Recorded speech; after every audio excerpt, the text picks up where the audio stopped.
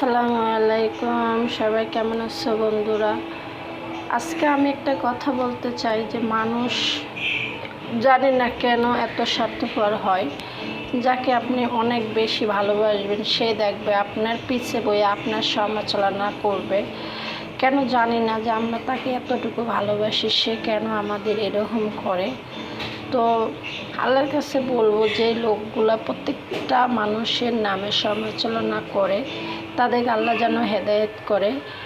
তো আমরা মেয়েরা সবসময় চেষ্টা করি যাতে মানুষের কাছে থেকে ভালোবাসা ভালো পাওয়ার আশায়, কিন্তু বুঝতে পারি না দিন শেষে যায় দেখি মেয়েরাই সবসময় সবার কাছে খারাপ হয়ে যায়।